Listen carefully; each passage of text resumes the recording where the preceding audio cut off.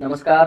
कैसे हैं आप सब। तो हमारे बीच में आज हमारे खास मेहमान उपस्थित हुए धर्मेंद्र कुमार पांडे जी और इनका निकनेम डीके पांडे जी है। तो पांडे जी, आपका बहुत बहुत स्वागत है हमारे चैनल इंडिया बाइस में।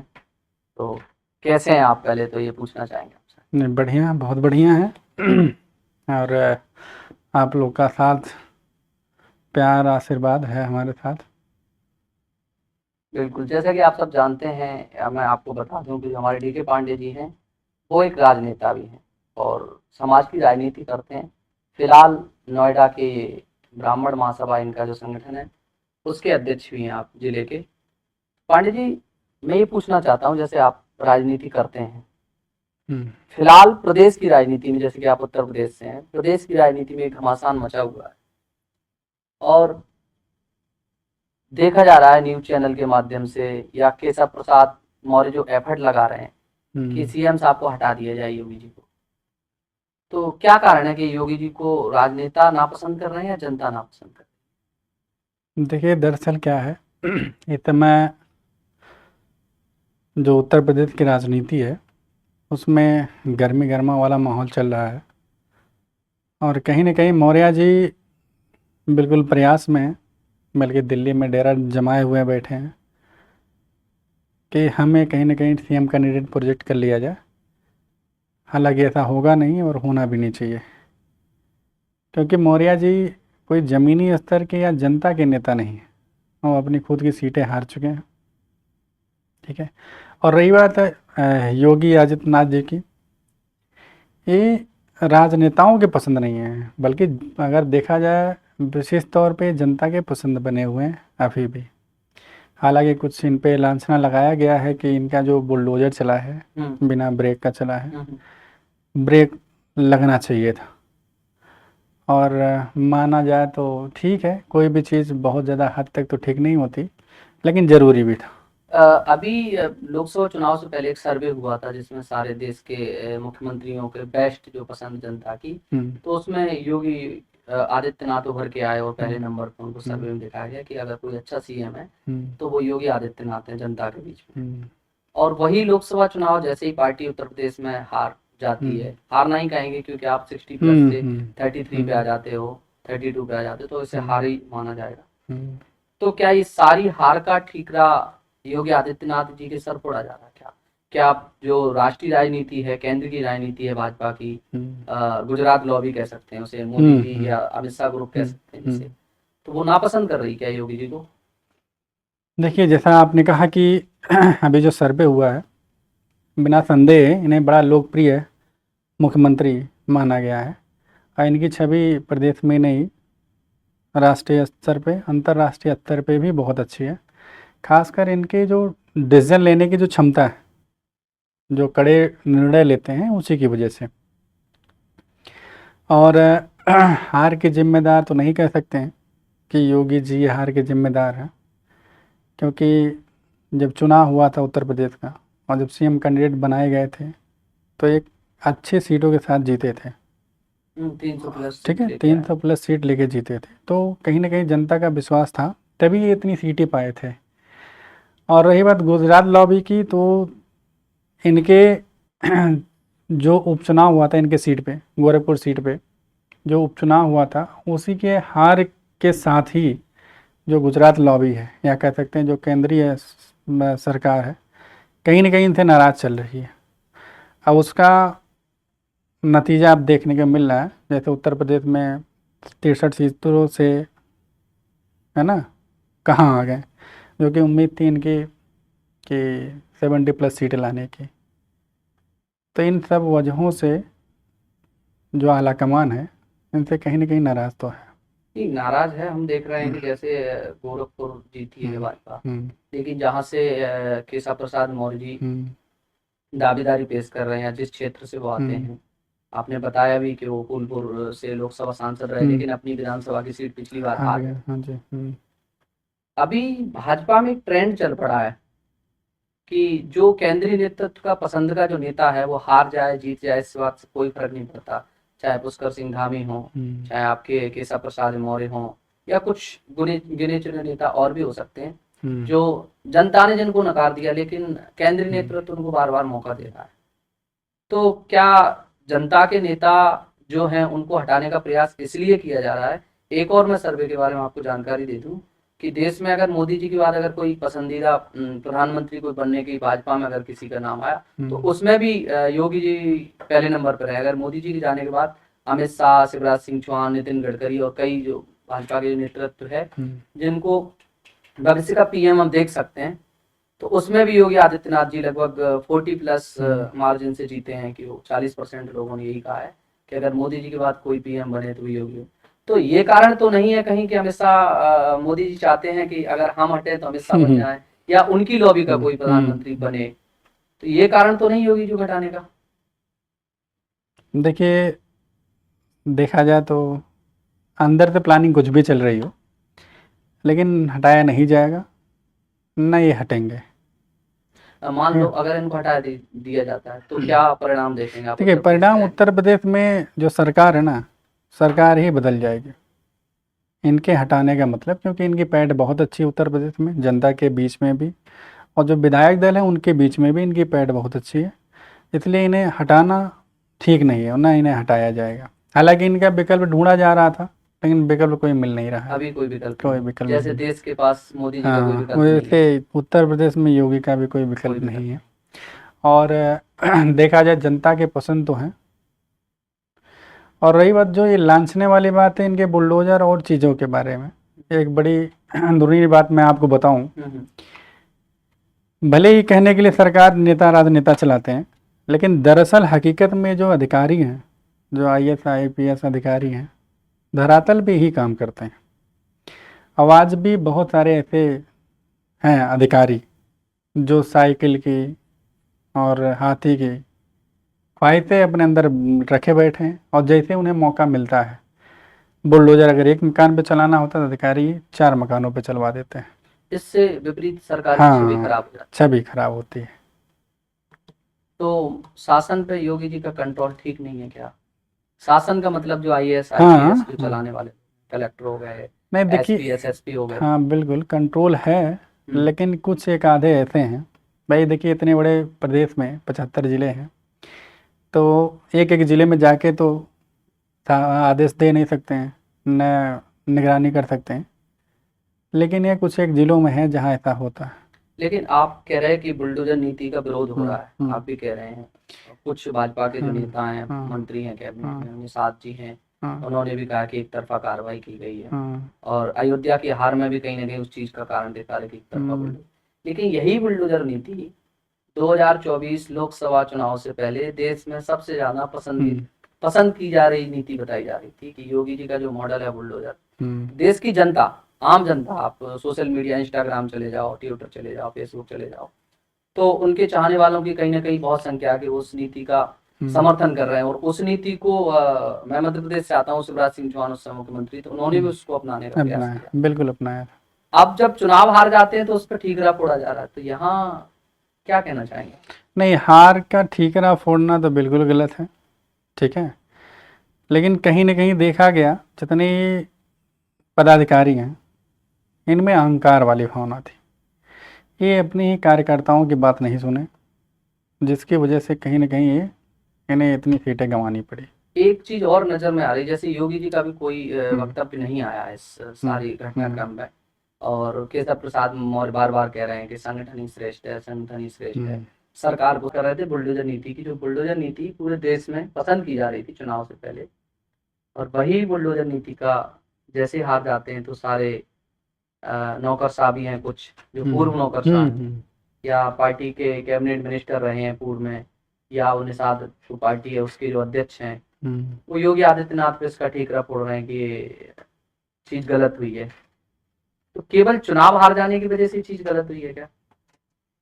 नहीं, ऐसा नहीं है। देखिए, चुनाव जीतना हारना वो अलग बात है, और रही बात निषाद जी जो कह रहे हैं, वो बिना है ना पैदे के लोटे हैं, वो जहाँ रहते हैं वहीं के काटते हैं। अब ये अपना पर्सनल भड़ास निकाले हैं, क्योंकि उनका जो लड़का था वो लोकसभा चुनाव हार गया, लोकसभा 62 वाला चुनाव खलीलाबाद से हार गए, हार इसलिए गए क्योंकि जनता में उनका कोई कनेक्शन नहीं था, जनता के बीच कभी गए नहीं। उन्हें एक विश्वास था कि मोदी के सहारे या योगी के सहारे मैं चुनाव जीत जाऊंगा। और एक दो मंच पे उन्होंने ब्राह्मणों की विशेष तौर पे गाली गलौज दे के कि हमें पंडित लालों का वोट नहीं चाहिए, ऐसा उनका वक्तव्य था। और उनका जो लोकसभा चुनाव है वहाँ से मैं भी आता हूँ, वो ब्राह्मण बाहुल एरिया। अब आप एक बहुसंख्यक वर्ग को नाराज़ करोगे तो उसके बाद चुनाव जीत पाना बहुत मुश्किल है। तो वो अपने बच्चे का जो भड़ास था लड़के का वही निकाले। अदरवाइज बुलडोजर नीति एक ब्रांड है और आगे भी चलनी चाहिए। चलिए इसलिए चाहिए मेरे हिसाब से क्योंकि जब 17 में ये मुख्यमंत्री बने हाँ तो भय, हाँ डर, हाँ लूटपाट, हत्याएं, हाँ बाहुबलीवाद, ये सारी सब चीजें थी। और जो ऐसे ऐसे नेता थे जिनके खिलाफ कोई बोलना किसी की हिम्मत नहीं होती थी, उनका मर्डर हो जाता है या एनकाउंटर हो जाता है बड़े बड़े नेताओं का। दूसरा एक चीज और मैं समझ में आई, नहीं देखिए, इस पे कहना चाहूँगा कि ठीक है, इनके आने से पहले चाहे वो सपा सरकार रही हो, बीएसपी सरकार रही हो, उत्तर प्रदेश की जनता बिल्कुल एकदम डर के माहौल में जीती थी।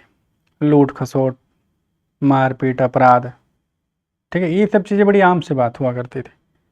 अखिलेश के टाइम से फ़ोन से शासन प्रशासन चलता था, बहन जी के टाइम पे चिट्ठियों से चलता था, चिट्ठी लिख के आ गया तो अधिकारी उसके अकॉर्डिंग काम करेंगे। बट जब से योगी जी की सरकार आई है ये सारे सिस्टम ख़त्म हुए हैं और उत्तर प्रदेश की जनता पूरा अपराध मुक्त, भय मुक्त हो गई है। और इसमें कहीं ना कहीं रिस्पॉन्सिबल उनकी बुलडोजर ही रहा है और ये होना भी चाहिए। जैसे कई सारे अपराधियों जिनके नाम की तूती बोला करती थी, जो हो गया, हाँ, अतीक अहमद हो अतीक गया, अहमद, मुख्तार अंसारी, ऐसे कई सारे कई हैं, सारे। बाहुबली हैं। हाँ, ये आपके रामपुर हाँ, वाला क्या नाम है, आजम खां। आजम खान। हाँ, तो इन सब पे लगाम लगाने का जो काम किया वो हमारे योगी जी ने किया, ठीक है। नहीं तो उनकी इतनी चलती थी कि वहाँ की जनता बिल्कुल त्रस्त थी। वहाँ जो अगर कानून का राज स्थापित किया तो योगी जी ने किया है। हालांकि इसमें थोड़ा सा एक पक्षपात का आरोप ये लग रहा है कि योगी जी थोड़ा सा एंटी ब्राह्मण काम करते हैं। जैसा कि एनकाउंटर की लिस्ट जारी की गई 62 लोगों की लिस्ट में देखा जाए मोस्टली ब्राह्मणों का ही एनकाउंटर हुआ। ये थोड़ा सा इससे भी ब्राह्मण वर्ग थोड़ा नाराज हुआ। एक चीज मुझे और समझ में आती है, मैं आपको बीच में रोकना चाहूंगा। विकास दुबे का जब एनकाउंटर हुआ तो अंदरूनी मैदान पे तो नहीं कह सकते, ब्राह्मण समाज कहीं ना कहीं इस चीज से नाराज हुआ, बहुत बहुत नाराज तो हुआ। किसी बाहुबली को मारना या नहीं देखिए उस समय ब्राह्मण वर्ग बहुत नाराज नहीं हुआ था, क्योंकि बाय नेचर देखा जाए तो समाज के लिए ठीक है, भले ब्राह्मण थे बट दब्बा थे, ठीक है। कानून अपना काम करता है और कानून के खिलाफ जाके आप कुछ नहीं, कानून से बड़े आप नहीं।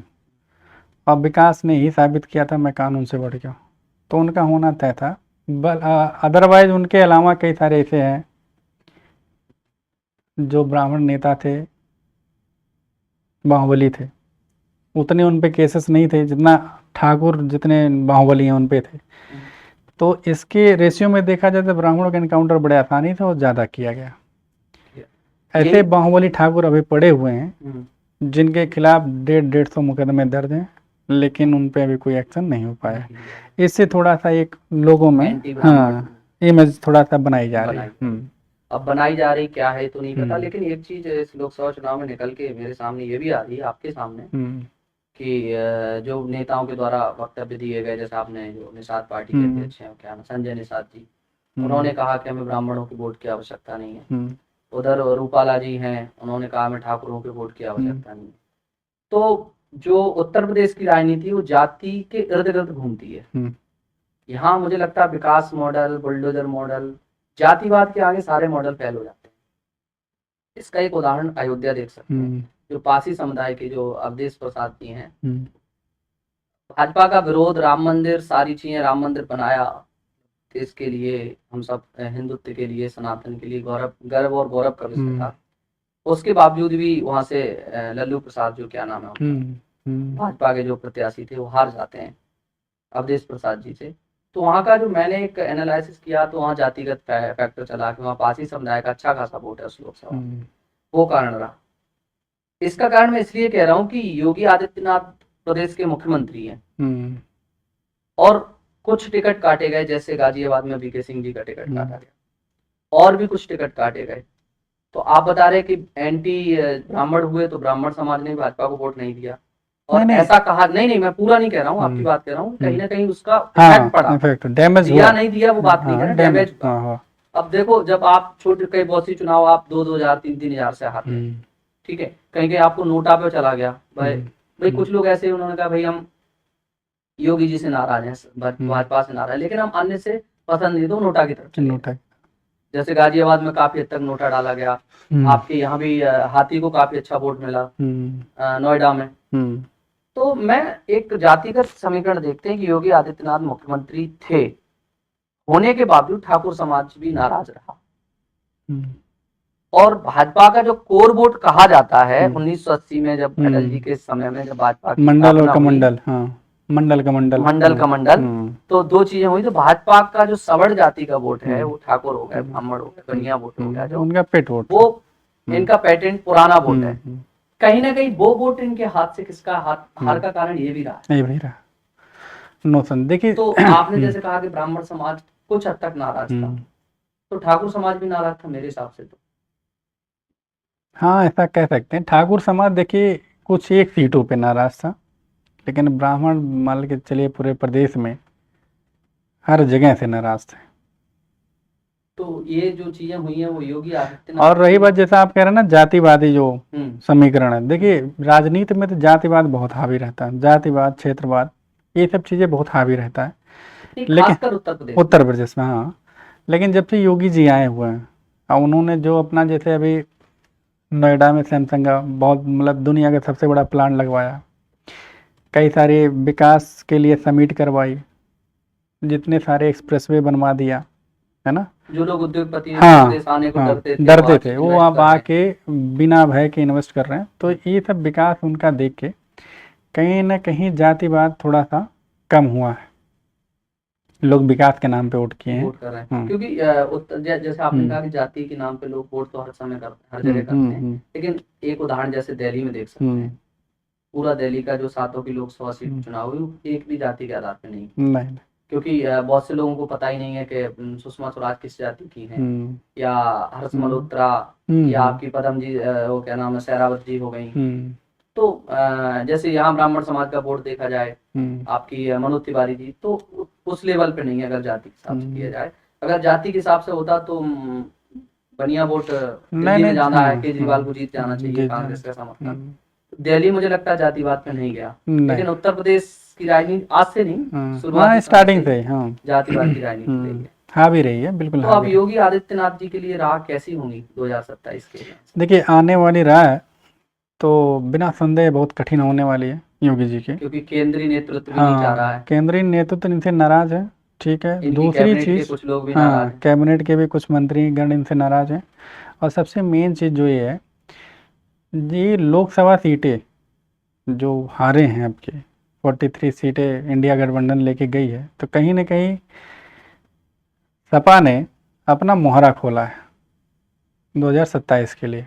सपा बहुत ज़्यादा हावी भी रहेगी, इसके देखते हुए इनका 27 का राह बड़ा कठिन होने वाला है योगी जी का। तो क्या क्या चीज, जैसे सपा 37 सीट लेके आई है हम्म, और देश की तीसरी बड़ी पार्टी बन के उभरी है, हम्म, जो पिछली बार 5 सांसद थे। हम्म, तो सपा का टिकट जो बांटे हैं सपा ने, हम्म, वो महत्वपूर्ण थे, जातिगत समीकरण साधे वो महत्वपूर्ण थे, या उन्होंने कुछ भाजपा कह रही कि झूठा प्रचार किया, जैसे संविधान को हटाने जैसा?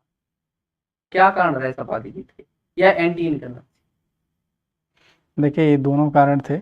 एक तो उन्होंने र्यूमर फैलाया सपा ने खूब बढ़ चढ़ के कि संविधान का संशोधन कर देंगे, संविधान बदल के रख देंगे, है ना। अगर आपकी 400 पार सीटें हुई बीजेपी की, तो ये इनका जो र्यूमर था ना, ये जनता पे अच्छा इफेक्ट डाला, क्योंकि हमारा देश लोकतांत्रिक देश है और जनता भी लोकतंत्र के अलावा कोई तंत्र नहीं चाहती।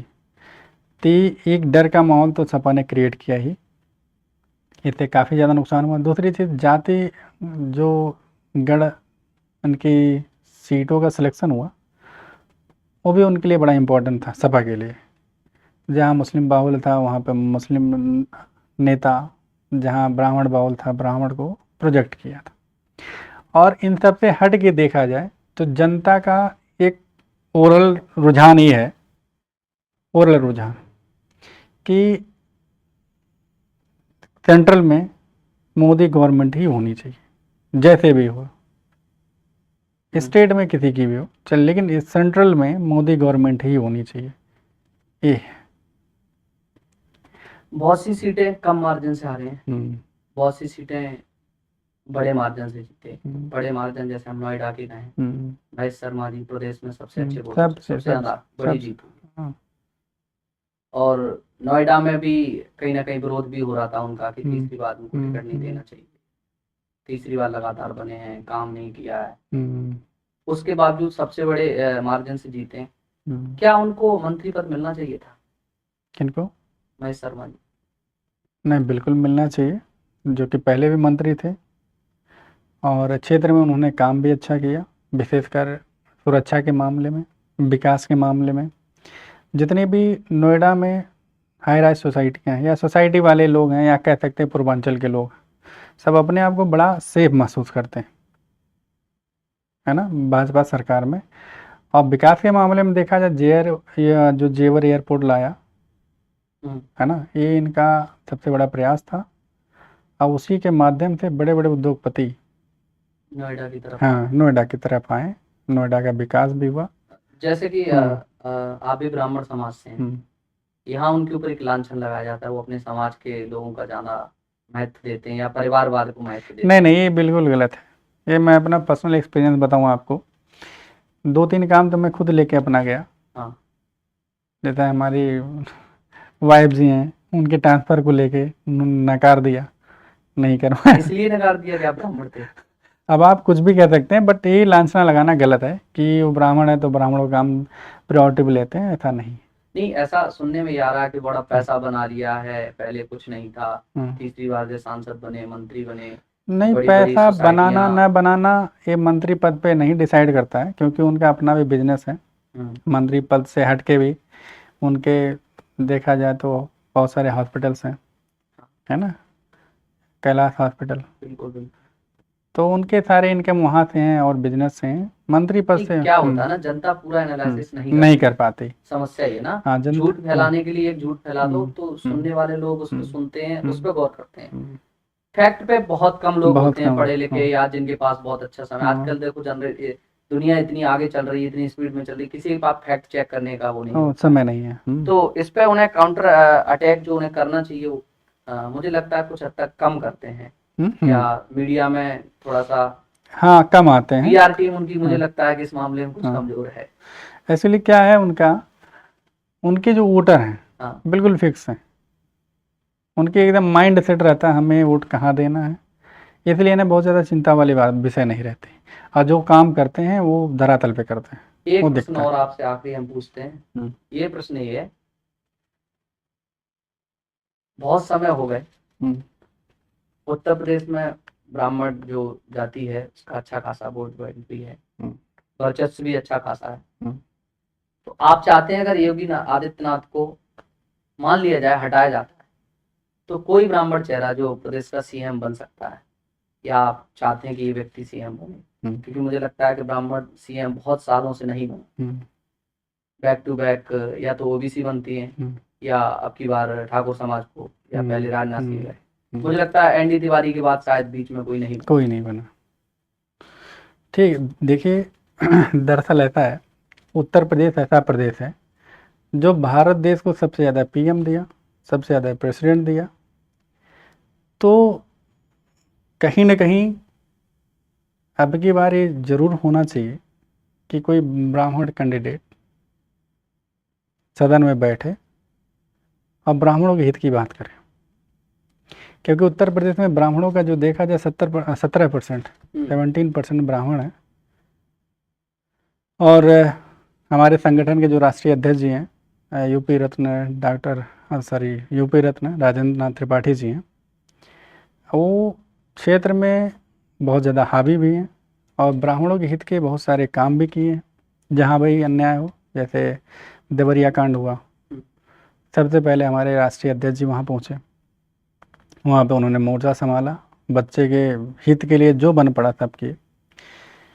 कहीं भी कोई कांड होता तो सबसे पहले हो जाते हैं, न तो कोई विधायक है न तो कोई सांसद है, एक समाज सेवी हैं। अब उनके इस प्रयास को देखते हुए मैं तो कहूँगा कि ब्राह्मण हित की जो बात करेगा वही देश पे राज करेगा। वही राज करेगा।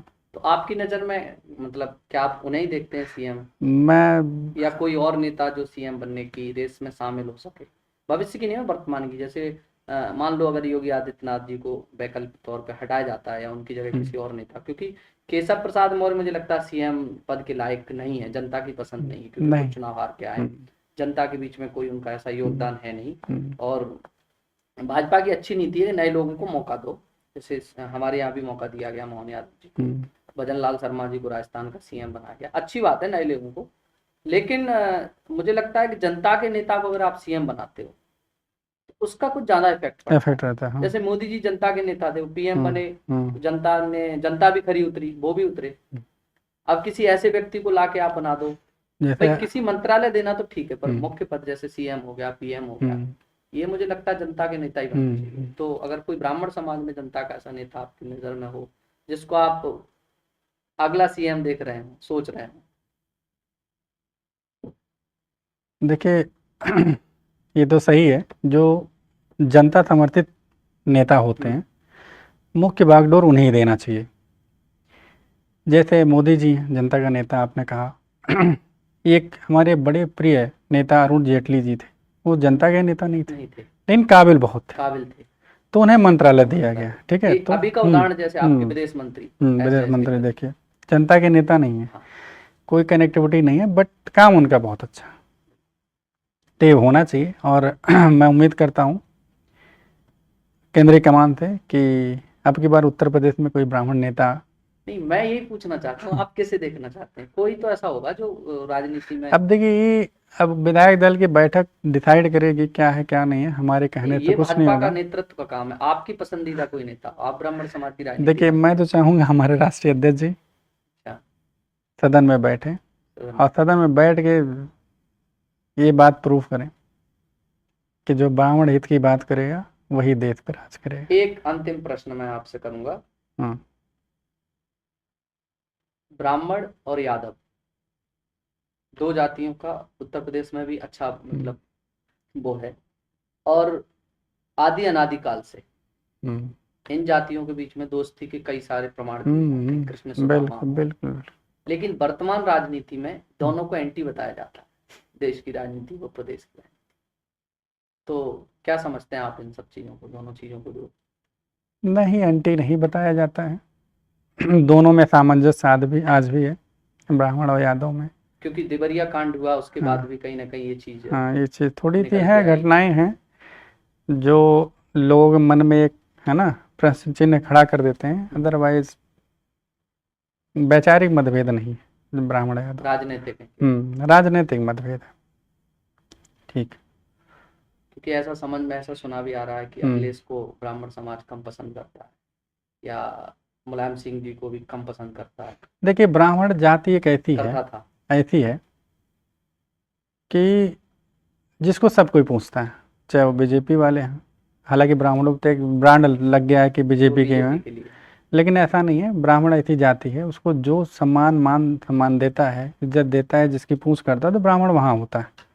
और कहीं ना कहीं अखिलेश यादव जी भी ब्राह्मण की तरफ हाथ बढ़ाए हैं, वो लोकसभा सीटों में भी और अगले 27 के चुनाव में भी बढ़ाएंगे, और ब्राह्मण उनका सपोर्ट करेंगे भी। इसका कारण राजनीतिक है क्या, सीट हारने के डर की वजह से, या नहीं, ये कह सकते हैं कि ब्राह्मणों का सम्मान अगर हुआ सपा में, पहुंच हुई तो बिल्कुल होगा, नहीं तो। इसका उदाहरण मैं आपको ऐसे समझा सकता हूँ, क्योंकि मायावती जी के समय में या काशीराम जी के समय में एक नारा दिया गया था कि मिले मुलायम काशीराम, हवा में उड़ गए जय श्री राम, तिलक तराजू और तलवार, इनमें मारो जूता चार।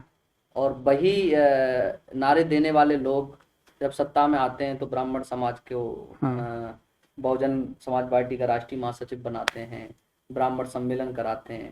तो यही ये कह रहा डर हूँ। था या क्योंकि दोस्ती होती तो गालियां नहीं दी जाती, हाँ, ये डर की ये वजह से? कहीं न कहीं डर है, क्योंकि देखिए ब्राह्मण बदलता है तो चुनाव के नतीजे बदल जाते हैं। ये बसपा सरकार में सभी ने देख लिया।